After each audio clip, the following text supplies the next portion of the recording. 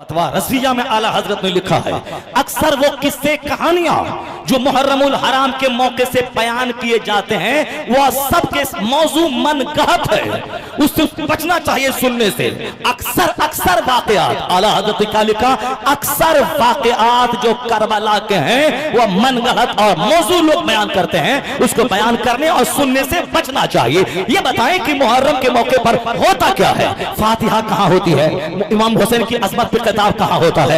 यहाँ 90% बातें जो हो रही हैं, क्या हो रही है, फर्जी करबला, फर्जी इमाम बाड़ा, अलम, शद्दे, निशान, ताजिया, दुलदुल, नाचना, गाना, डीजे, ढोल, बाजा और तो बेपर्दा घूमना, ये सब क्या हो रहा है, ये सब सारी खुराफात जो 90%, जिसमें सिर्फ 10% अच्छी बातें हो रही हैं, 90% ये खुराफात हो रहे हैं। हज़रत इमाम हसन रज़ी अल्लाह तआला अन्हु खलीफा बने, अमीर मुआविया रज़ी अल्लाह तआला अन्हु वहां से आए। अब वहां पे इमाम हसन अगर चाहते तो 40,000 अरब आपके साथ थे, अमीर मुआविया से लड़ जाते, कहते कि नहीं नहीं मैं बादशाह रहूंगा, मेरा नाना सारी कायनात का बादशाह, मेरा बाप रहा खलीफा, बाप के बाद मैं बनूंगा बादशाह, बादशाहत खिलाफत मेरा हक है।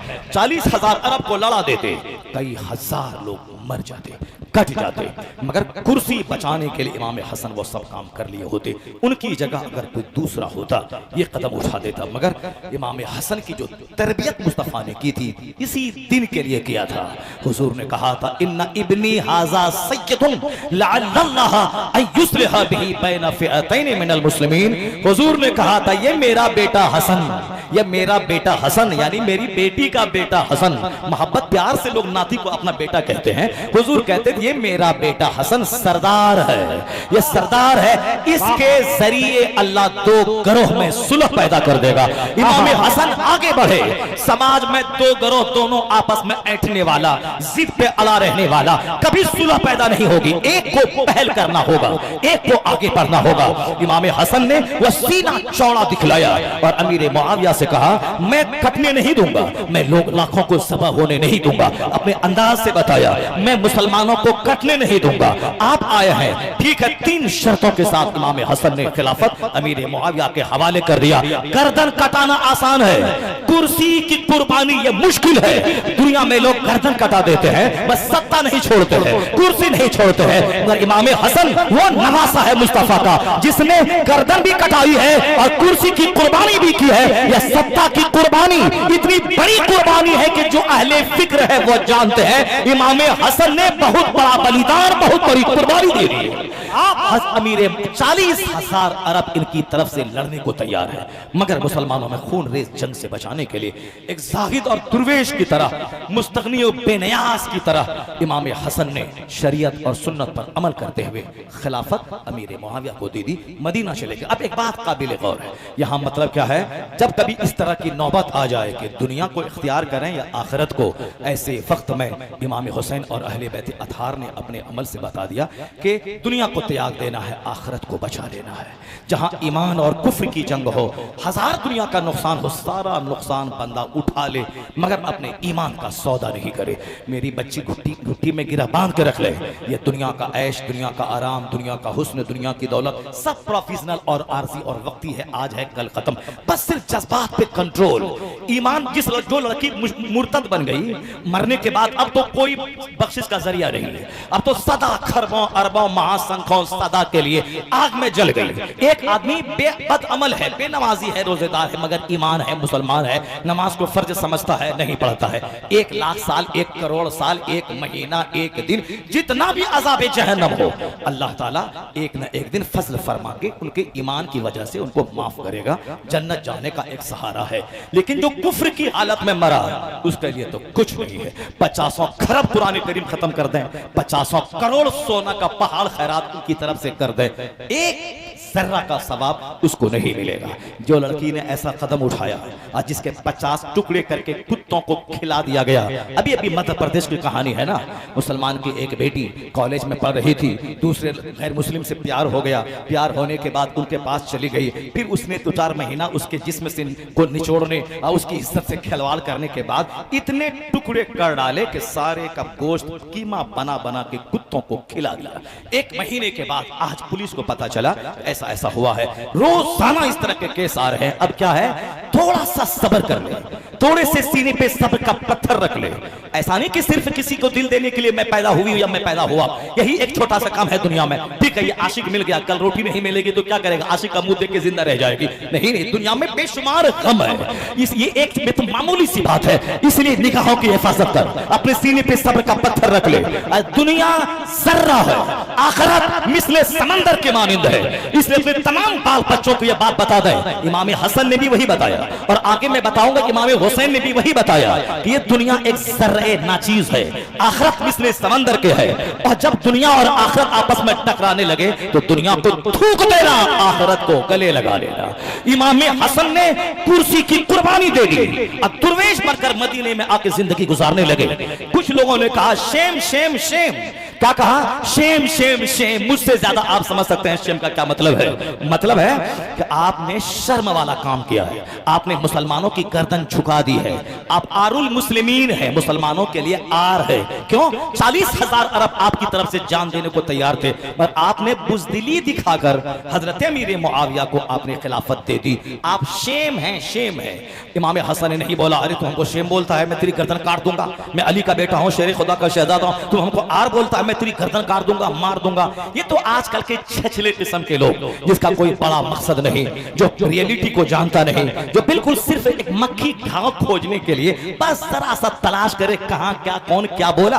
एक 3 घंटे की तकरीर में 99% बातें जो जिंदगी संवारने की बातें हैं, जो जिंदगी में रोशनी देने वाली बातें हैं, उन सारी बातों को ताक पे रख देना। अब बहुत बड़ा IAS ऑफिसर और स्मार्ट बनते हुए बहुत बड़ा सोशल मीडिया में मुनहमिक रहने वाले बहुत बड़े मुहद्दिस, बहुत बड़े फकीह, बहुत बड़े राइटर बनकर एक जुमला की गिरफ्त कर लेना, बड़े मुहक्किक बन गए, बड़े मुहक्किक बन गए हैं। एक जुमला की गिरफ्त कर लेना। आदमी तो बोलता है कभी कभी, अक्सर बातें 70%, 80%, 90% इस तरह की बातें लोग बोल के कहना चाहते हैं कि अक्सर यानी ज्यादातर बातें। फतवा रज़विया में आला हजरत ने लिखा है, अक्सर वो किस्से कहानियां जो मुहर्रमुल हराम के मौके से बयान किए जाते हैं वह सबके मौजू मनगढ़ंत है, उससे बचना चाहिए सुनने से। अक्सर अक्सर वाकयात, आला हजरत का लिखा, अक्सर वाकयात जो करबला के हैं वह मनगढ़ंत और मौजू लोग बयान करते हैं, उसको बयान करने और सुनने से बचना चाहिए। ये बताएं कि मुहर्रम के मौके पर होता क्या है? फातिहा कहां होती है? इमाम हुसैन की अजमत पे खिताब कहां होता है? यहाँ 90% बातें जो हो रही हैं, क्या हो रही है? फर्जी करबला, फर्जी करबला, फर्जी इमाम बाड़ा, अलम, शद्दे, निशान, ताजिया, दुलदुल, नाचना, गाना, डीजे, ढोल, बाजा और तो पर्दा घूमना, ये सब क्या हो रहा है? ये सब सारी खुराफात जो 90% जिसमें सिर्फ 10% अच्छी बातें हो रही हैं, 90% ये खुराफात हो रहे हैं। बंदा उस पे बोलता है और फिर बंदे का निशाना वो था, यानी वो राफिजी जो अहले बैत अतहार के नाम पे जिन्होंने खुराफात मचाया, जिन्होंने गंदी गंदी बातें की है। हजरत सकीना जवान है, उसकी बेसब्री को साबित करना, सैयदा सुगरा बीमार बच्चा तड़प रही है, ये कोई तारीखी किताबों में मौजूद नहीं है, मगर हाय सुगरा कह के रंग जमाना, हाय सकीना कह के रंग जमाना। कासिम की मंगनी हो रही है, सकीना की मंगनी हो रही है, सुगरा का खत आ रहा है, एक कबूतर आ रहा है, यानी ये शहादत की, इस्तिकामत की, बहादुरी की, अल्लाह के राह पे सब कुछ लुटाने की कहानी को कबूतर की कहानी बना दिया है, कबूतर की कहानी बना दिया है, खत की कहानी बना दिया है, मर्जिया की कहानी बना दिया है। और साहब जज्बात में लोगों को भड़काने के लिए हजरत अली असगर के मैदान में लोगों के सामने पानी मांगने की कहानी बना दिया है। ये कहानी सब्र की कहानी, खुददारी की कहानी, गैरत की कहानी, इस्तिकामत की कहानी, हक बचाने के लिए गर्दन कटाने की कहानी, यानी जुल्म के सामने सब्र की तारीख रचने की कहानी है। करबला की कहानी लोगों ने किस तरह से चाल फैला दिए जहालत के। असल में मेरा मतमह नजर, मेरा मकसद था इन राफिजियों, इन शियाओं का जिनकी मस्जिदें वीरान हैं, जिनके मदरसे उजड़े हुए हैं, जिन्हें खानकाही निज़ाम नहीं है, मस्जिदें हैं अजान नहीं होती है, नमाज का पता नहीं, जबकि नमाज पंजगानों के बारे में मुस्तफा ने फरमाया है कि बेनमाजी का हश्र फिरौन के साथ होगा, बेनमाजी का हश्र कारून के साथ होगा, बेनमाजी का हश्र हामान के साथ होगा। यहाँ ना नमाज का सिस्टम, बस सारा सिस्टम मातम, सारा सिस्टम मातम में, सारा सारा सिस्टम सीना को भी में चला गया। हमने उसकी मजम्मत की है। अहले बैत की मोहब्बत में सुन्नियों ने शियाओं की रिवायतों को कबूल कर लिया, उनकी हिकायतों को कबूल कर लिया, उनकी सारी बातों को कबूल कर लिया। शायरों ने भी, खतीबों ने भी उसी की तरह रंग जमाना, उनकी कहानी बयान करना। मैंने राफिजियों की मजम्मत की है और मेरे वहलो जो सच्चाई से परे उन सिर्फ रंग जमाने के लिए उनकी बातों को ले लिया है, मैंने उसकी मजम्मत की है। उनकी कहानी 99% क्या 99% राफिजियों की कहानियां, वह सब गढ़ी हुई कहानी, जो कहानी 1300 साल पहले करबला के वाकयात के 500 साल तक कोई अता पता जिसका नहीं है, वो सारी कहानियां गढ़ गढ़ के सिर्फ लोगों के जज्बात से खेलने, लोगों को रुलाने और फिर मजलिस में रंग जमाने के लिए अपनी तरफ से गढ़ कर लिया गया है। उनकी मजम्मत की गई है। अहले सुन्नत व जमात के जिन उलमा ने, जिन फुक़हा ने, जिन्होंने तारीख लिखी है, उस तारीख से बहस किसको है? जो तारीख सच्ची है, इमाम हुसैन की शहादत की कहानी, अहले बैत की फजीलत की कहानी जो बुखारी शरीफ में है, जो मुस्लिम शरीफ में है, जो मिशकात शरीफ में है, उससे साथ बैर किसको है? उससे इख्तलाफ किसको है? हुजूर ने जो कह दिया है, कह दिया, पत्थर की लकीर है। इमाम आली मकाम की जिंदगी पे 3-3, 4-4 घंटे तक किताब करने वाला, उसको ये अहले बैत का बाकी कह रहा है। क्या अहले बैत का क्या मतलब है? ढोल बजाना। अहले बैत की मोहब्बत का क्या मतलब है? तू दुल्दुल का ताजिया बनाना। अहले बैत से मोहब्बत का क्या मतलब है? झरनी गाना। अहले बैत का क्या मतलब है? मोहब्बत का टोपी पहन के, पगड़ी पहन के साथ जाहिलों के साथ लाठी खेलना, ये अहले बैत की मोहब्बत का मतलब है। मोहब्बत अहले बैत का मतलब है उनके नक्शे कदम की पैरवी करना, उनके नक्शे कदम की पैरवी करना, उनकी जिंदगी से नूर हासिल करना। अब इमाम हसन ने क्या कहा? अल आरो खैरुम मिनन नार, तुम जो मुझको आर दिलाता है, जान ले कि आर दुनिया का नार से बेहतर है, जहन्नम से बेहतर है। इसलिए जब भी दुनिया में लगे कि हराम कमा के करोड़ों, हराम के जरिए करोड़ों कमाया जा सकता है, तो हलाल का 1 रुपया इख्तियार कर लें और हराम के करोड़ों को ठुकरा दें। यही हुसैनियत है, यही हसनियत है, यही अहले बैत अतहार का फरमान है। यहाँ सुबह कहीं, शाम कहीं, रात कहीं, दिन कहीं, दोपहर कहीं, शाम कहीं, यानी गिरगिट की तरह रंग बदलने वाला, कभी इधर कभी उधर, कभी उधर कभी इधर, ये रंग बदलने वाला, ये हुसैन का नाम नहीं ले, इमाम हसन का नाम नहीं ले। हुसैन ने कह दिया ये हक है, तो तलवारों के हुजूम तक कहता रहा ये हक है। इमाम हसन ने कह दिया ये हक है, तो फिर कोई दुनिया उसको झुका नहीं पाई। मुनाफिक कभी हुसैन का नाम नहीं ले। हुसैन का नाम वो ले जो हक को मान लिया तो मान लिया, अब जान रहे या जाए, हक की रस्सी को छोड़ा नहीं जाएगा। यही पैगाम हसन है, यही पैगाम हुसैन है। बातिल के सामने सीना सपर रहो, यह तुमसे कह रही है मोहब्बत हुसैन की। इमाम हसन को जहर दिया गया, इमाम हसन शहीद हो गए। हजरत इमाम हुसैन रज़ी अल्लाह ताला अन्हु जब अमीर मुआविया के विसाल के बाद जब उनसे कहा गया कि यजीद की बैअत करें, यजीद आजाद ख्याल है, यजीद बादशाहत की लगाम थामने के बाद फराइज़ वाजिबात का छोड़ने वाला, और उस गद्दी पे जिस गद्दी को सिद्दीक़ अकबर ने, उस्मान गनी ने, मौला अली ने, उमर फारूक आज़म ने, इमाम हसन ने जिसको सींचा है, संवारा है, बचा के रखा है, उस गद्दी को के तकद्दुस को पामाल करना चाहा यजीद ने। यजीद एक फिरौनी मजाज रखता था, वह चाहता था कोई मुझको टोकने वाला नहीं रहे, कोई मुझको समझाने वाला नहीं रहे, मैं जो कुछ भी करूं मुझको कोई टोका टोकी नहीं करे। यजीद बादशाह बन गया अपने बाप अमीर मुआविया के विसाल के बाद। अब इमाम हुसैन से चाहता था कि ये मुझको अपना हाथ देके सपोर्ट कर दे, मेरे सामने झुक जाए, मेरी इताअत कबूल कर ले, सबको मालूम है। मगर जो बात मैं इंडिकेट करना चाहता हूं वो बात यही है, यजीद हुसैन की गर्दन नहीं लेना चाहता था, यजीद हुसैन का हाथ लेना चाहता था कि ये मुझको सपोर्ट कर दे, ये मेरी हिमायत कर दे। मगर इमाम हुसैन चाहते थे कि मैं एक जालिम चाबिर की हिमायत में नहीं करूंगा।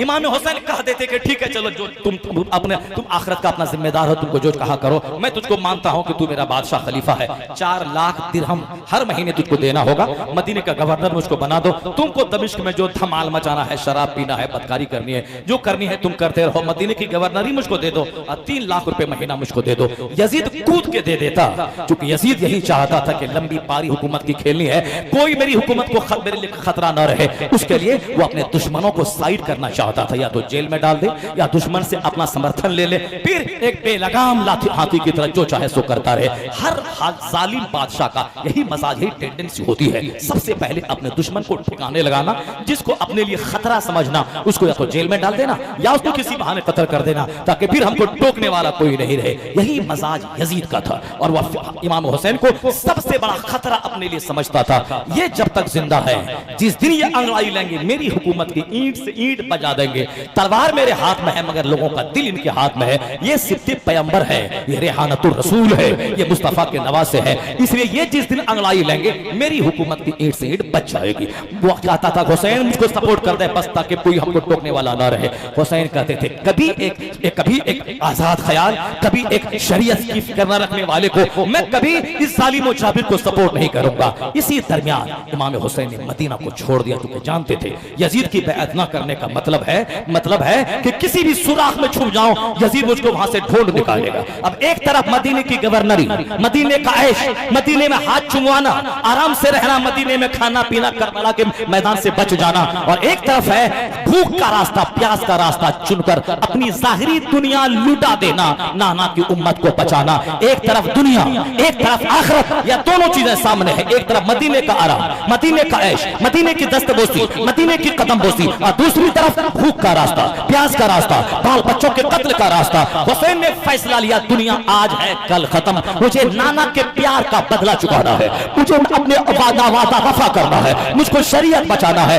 ऐश को ठोकर मार दी, अपना आराम को कुचल दिया और बज़ाहिर दुनिया की तबाही का रास्ता कबूल कर लिया, मगर मुस्तफा की उम्मत को बचाने के लिए निकल पड़े भूख और प्यास की राह पे, निकल पड़े करबला की राह पे। 150 से ज्यादा फुतूर मक्का आ गए। अपने भाई मुस्लिम बिन अकील को भेजा, हालात का जायजा लेने वहां गया, देखा बेशुमार लोगों ने इमाम हुसैन की बैअत उनके हाथ में कर ली। वहां से खत लिखा, सहाबा कराम समझाते रहे मगर शहादत खींचती रही। इमाम हुसैन मुस्लिम बिन अकील के खत आने के बाद कूफा रवाना हुए। जब वहां गए देखा 22,000 की फौज, और कहा ये तुम्हारा खत, कहा वो खत मेरा नहीं है, यानी बेवफाई की तारीख रच दी कूफा वालों ने। कहा बैअत लीजिए और उसके बाद उसके अलावा कोई रास्ता नहीं। कहा मुझे मदीना वापस जाने दो, कहा नहीं। सरहद इस्लाम पे जाने दो, कहा नहीं। जो कहा फिर क्या करना है, कहा अब हाथ दे दीजिए यजीद को, बस सारा मसला हल हो जाएगा। हुसैन ने कहा नहीं दूंगा हाथ, नहीं दूंगा, फासिक को अपना इमाम नहीं मानूंगा, एक जालिम को अपना रहबर, अपना खलीफा नहीं तस्लीम करूंगा। कहा नहीं तो फिर मौत के लिए तैयार रहे।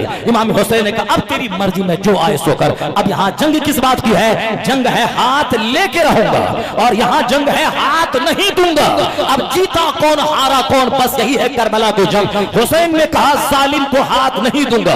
जालिम ने कहा सारा बहादुर, सारा पहलवान, सारी तलवार चलाने वाले योद्धाओं को जमा कर दिया। 22,000 उबैदुल्लाह इब्ने ज़ियाद, अमर इब्ने साद, खुली बिन यजीद, शिम्र मर्दूद, ये सारे के सारे बहादुरों को जमा किया। क्यों? ताकि हुसैन तलवार को देख के झुक जाएगा, हुसैन तीर को देखकर झुक जाएगा, दरिया फरात पे पहरा, हुसैन अपने बाल बच्चों की प्यास को देख के झुक जाएगा, हुसैन अपनी मस्तूरात का गम जब देखेगा, शहादत के बाद इसका क्या होगा, ये सारा गम हुसैन को झुका देगा। करबला में सारी तकलीफ जमा हो गई। वहां परदेश में रहना, भूखा रहना, प्यासा रहना, तलवारों के हुजूम में रहना, बादे शहादत मस्तूरात के साथ क्या सलूक होगा, उनका सदमा और अंदेशा होना, यानी जो जो मुसीबतें दुनिया में हो सकती हैं सारी मुसीबतें करबला में जमा है। मगर हुसैन की अजीमत को सलाम, हुसैन की हिम्मत को सलाम, हुसैन के हौसलों को सलाम। यजीद चाहता था हुसैन की गर्दन पहले न कटे, अली अकबर कट गए ताकि हुसैन झुक जाएगा, अली असगर कटे ताकि हुसैन बच्चे की शहादत को देख के झुक जाएगा।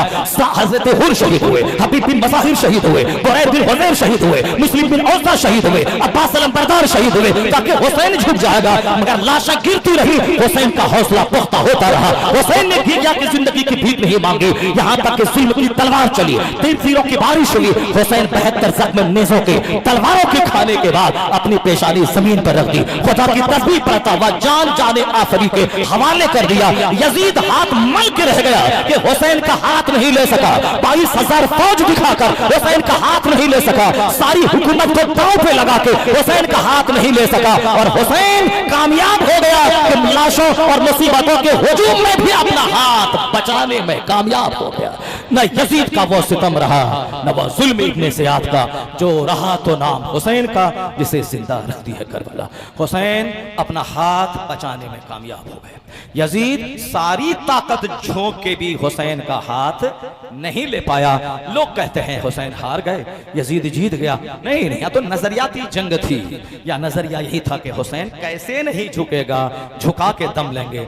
हुसैन ने बता दिया कि ऐसे नहीं झुका जाता है, लाशों के अंबार पे भी हक पे डटा जाता है, नाना की शरीयत को बचाया जा सकता है। हुसैन की शहादत शहादत ने यजीद को कमजोर बना दिया, उसको बोना बना दिया। सारी दुनिया में यजीद पर थू थू होने लगी। हुसैन कट के भी इस्लाम को जिंदगी दे गए। इस राज से वाकिफ हैं जमाने वाले कि जिंदा हैं मोहम्मद के घराने वाले, मिट गए मिटते हैं मिट जाएंगे आखिर शब्बीर तेरा नाम मिटाने वाले। आज समाज को मुनाफिक की नहीं सच्चे हुसैनी की जरूरत है, समाज को यजीदी की नहीं आज सच्चे हसनी और हुसैनी की जरूरत है, समाज को खेल तमाशे की नहीं समाज को सच्ची रिवायत सच्ची हिकायत की जरूरत है। इतनी बड़ी कहानी को लोगों ने तमाशा बना दिया, इतनी बड़ी रोशनी से भरपूर कहानी को लोगों ने डीजे और इंजू और ढोल तमाशे की तरफ नजर कर दिया। माअज़ल्लाह, हजार बार माअज़ल्लाह। अल्लाह तबारक व तआला इमाम आली मकाम रज़ियल्लाहु तआला अन्हु के सदक़े हम सबों को हक पर मरते दम तक डटे रहने की तौफीक अता फरमाए। दुश्मनों के हुजूम में नर्वस नहीं बल्कि बातिल को हमेशा सरनगू रखने और हक को हमेशा गालिब रखने का जज्बा अता फरमाए। वही हालात हिंद में पैदा हो गए हैं। यजीद बन के झुक के घिघिया के जिंदगी की भीख नहीं मांगिएगा कि हमको बचना है, बाल बच्चे को बचना है, हम आपको मान लेते हैं, नहीं, ऐसा कभी नहीं होगा। सच्चा हुसैनी मर जाएगा, लुट जाएगा, मगर अपने ईमान को बचाने में कामयाब हो जाएगा। वो वक्त अगर आ जाए कि दीन लो या दुनिया लो, दुनिया को थूक देना, ठोकर मार देना, अपना दीन बचा लेना, हक के सामने हक की हिमायत करते रहना, बातिल से दब के जीना है तौहीन जिंदगी, ये तुमसे कह रही है मोहब्बत हुसैन की। बातिल के सामने सीना सपर रहो, ये ऐलान कर रही है आज भी तुरबत हुसैन की। देना था खुद खुदा को शहादत का मर्तबा, वरना खुदा न करता हिफाजत हुसैन की। अल्लाह तबारक व तआला हमारी गुफ्तगू को कबूल फरमाए, हमें हमेशा हक बोलने, हक की हिमायत करने, हक का साथ देने, हक पर कायम रहकर हक की राह में मर जाने की तौफीक अता फरमाए। आमीन व आखिर दाअवा।